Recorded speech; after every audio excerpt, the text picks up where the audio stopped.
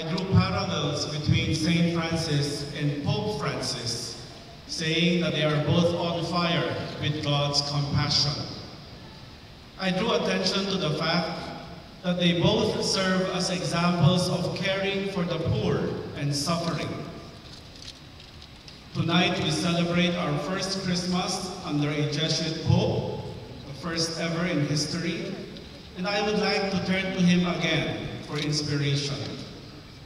2 weeks ago, he was asked what Christmas is for him. He said that Christmas speaks of hope and tenderness. In the past 9 days, especially if you have made a Christmas novena through the Simbang Gabi, you have heard the Christmas story told from different perspectives. Zechariah, Elizabeth, Mary, and Joseph.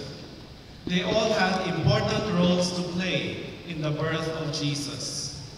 Sometimes we analyze the socio-political situation into which Jesus was born. Pope Francis says that is all well and good, but it is all a product of our own contemplations.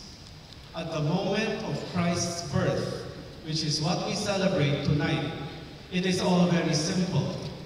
Let me quote Pope Francis.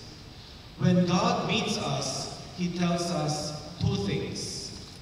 The first thing he says is, have hope. God always opens doors. He never closes them.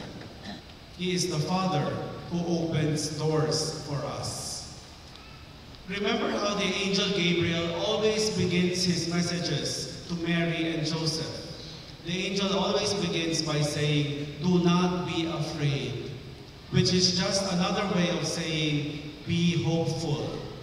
God will open doors for you. God will look after you. It has been a difficult year for our country.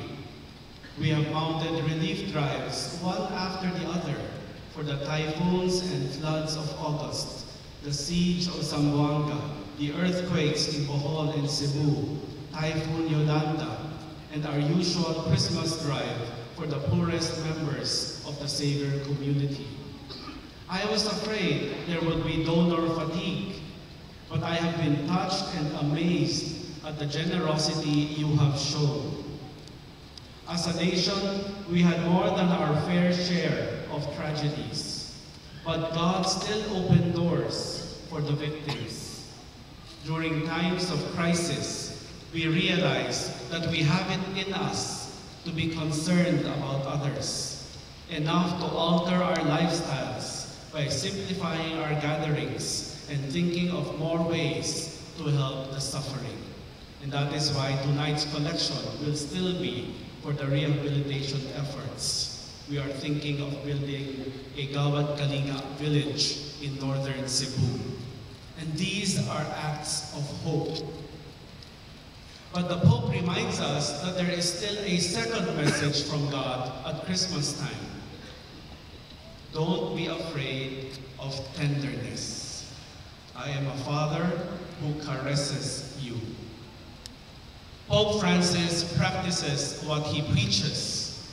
We have all been touched by the sincerity of his gestures and his willingness to live in the moment and show tenderness towards others.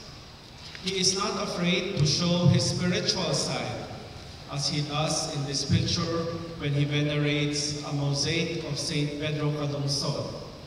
He is not afraid to empathize with those who suffer, as he does with Cardinal Tagle right after the typhoon hit us. He is not afraid to take delight in the innocence of children. There are always people around us who suffer. Last week, we had 3 Savior parents, all fathers, who passed away at a young age. Among our alumni, there are also families mourning the deaths of loved ones at this time. We need not look far to find people who are in need or who are mourning or grieving during this time of the year. I am sure that on your way here, we saw children begging in the streets, or entire families living in sidewalks, hoping that there will be people who will share Christmas blessings with them.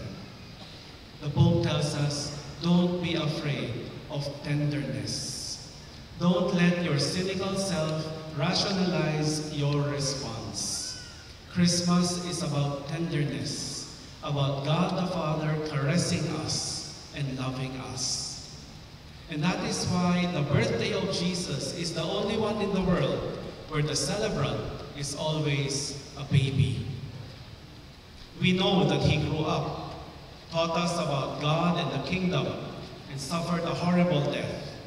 But on his birthday, we remember him as a baby, God himself, born to us as one of us. If Christmas is about hope and tenderness, it is because of our joy that God is with us. Emmanuel.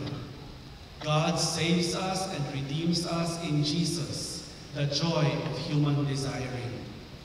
It is not, after all, the food and the gifts that matter, but our joy in not being left alone in this world. God is with us. We experience light and peace because of God's gift.